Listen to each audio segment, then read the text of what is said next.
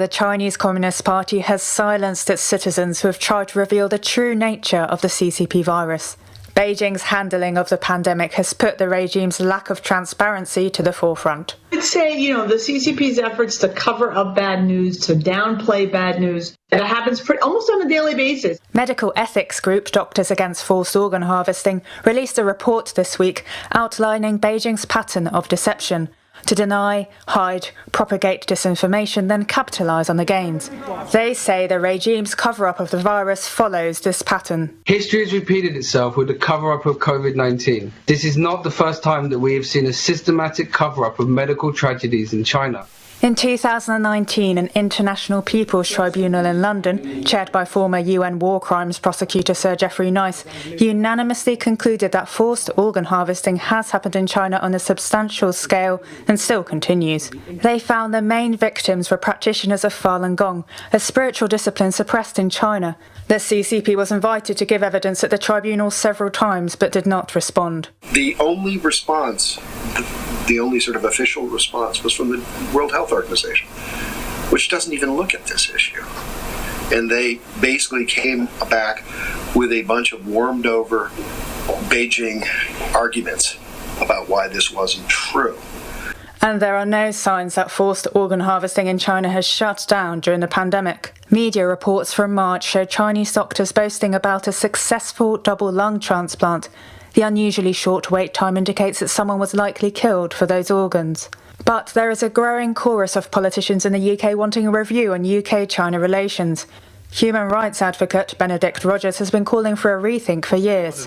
One of the good things to come from this terrible crisis is a rethinking of policy and of attitudes towards not the Chinese people and the country, but the Chinese Communist Party regime. He says finding the cause of the virus is not the only thing that needs investigating. Forced organ harvesting also needs to be investigated further. You focus in your column on what the Chinese do at U.S. colleges. They have 400,000 Chinese citizens into our colleges. We just want to educate them and maybe let them understand the greatness of capitalism. How's that going? Yeah, so one thing that I'm hoping in the wake of Corona and all of this is a real awakening and a wake-up call for all Americans that the Chinese Communist Party are not our friends, and they explicitly seek to dominate the United States. They're going to do it by stealing our technology to dominate us economically. Then before they do militarily, two things they're doing. One is they are flooding our research institutes and our academic institutions with hundreds of thousands of Chinese students.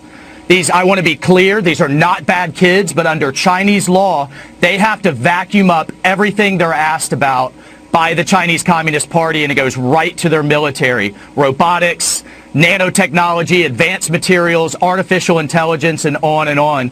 The other piece is they have a recruitment program called the Chinese Talents Program that recruits our professors to vacuum up this research as well and send it over to Beijing. One of them was just arrested, the head of Harvard's chemistry department, who had taken over $15 million in Defense Department and NIH research funding, but then was working at, guess where? The Wuhan Institute of Technology, and taking $50,000 a month on that end. And just, look, I am tired as a lawmaker of providing hundreds of millions of dollars of U.S. taxpayer money that should be funding our advanced research, and it going right out the door to Beijing. I've introduced legislation to stop it. Yeah, of course, universities want the money, so they take it. Like we actually know their grades, like they're worthy, more worthy than American students. Doubtful in many cases. When are we going to wise up and start getting aggressive? They must be laughing at us at some level, how we continue to play this naive game. But columns like yours can make a difference, especially with your background. Congressman, thanks so much. We'll continue to watch this and pressure this, especially as we try to get back to school in the fall. Yeah, thank you, Brian. And if they're not stealing it that way, they're doing it through cyber, or then they buy these distressed American companies, all of which we're going to stop in the wake of this.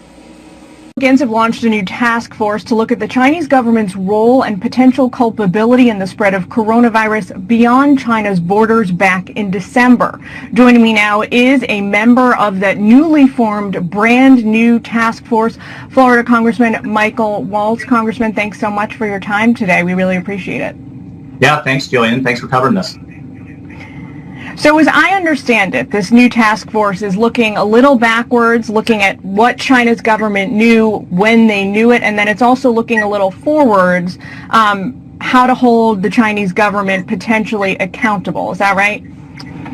Yeah, that's right. I mean, this was clearly a cover-up, and I think you will see a number of groups help unfold what China has done to unleash this virus and to not manage it. But I think we're also, as you mentioned, looking forward. And what I like about this task force is it has representatives from all over the country, all types of rural, urban, and other districts. And it covers a wide variety of committees, everything from trade to finance to health to education, of course, military, because what China is doing, as it explicitly seeks to dominate a new world order where it calls the shots, not the United States, is it has a whole of society, whole of government approach, and that's how we're looking to combat what they're doing from the United States perspective.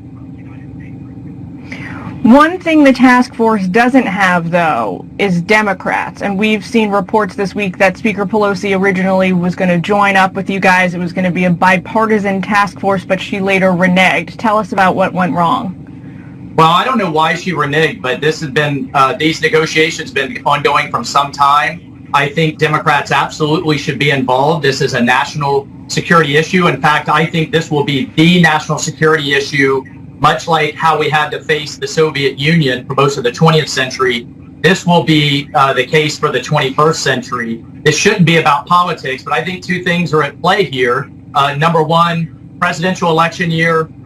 Joe Biden is so bad on this issue, he thinks the rise of China to compete and eventually try to dominate America is an okay thing. He's on record many times as doing that. And then number two, this kind of narrative the Democrats want to craft, that anytime we want to deal with China, it's a distraction from their perspective of what they believe were President Trump's failings. That's just ridiculous. This is about dealing with what I think is the most existential threat to the United States, to liberty around the world, to a free world order that we've ever faced.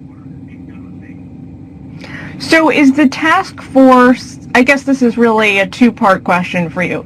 Number one, is the task force planning to do investigating of its own? And then number two is, once you have a handle on what the Chinese government knew about the virus and when we got the facts and the timeline ironclad, are you going to present your findings to President Trump, or where do you hope to take it, I guess is the question. So we'll incorporate a lot of what the intelligence community is doing. We'll receive a series of classified briefings. But I think what you'll see coming out of this is really pulling together a number of efforts. Julian, we've talked about what we're trying to do to bring our supply chains home, how we're blocking our federal pensions and even several dozen of our state pension plans from investing in Beijing, how they're stealing our technology, trying to put our companies out of business economically, and then, of course, compete with us militarily. So, what you're going to see is pulling all of that together for some legislative packages and then recommendations to the president. Yep. Another really important element of that package you're working on is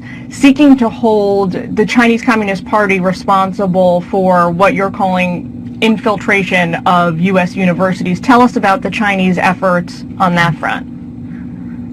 Well, I don't know that many Americans appreciate. There's over 400,000 Chinese students in our universities as we speak. That doesn't make them bad kids. What they need to understand is that they're victims. The Chinese Communist Party forces them to vacuum up our technology, robotics, advanced materials, artificial intelligence, and send it back to Beijing, where it gets fast-tracked right to the Chinese military. That's one piece.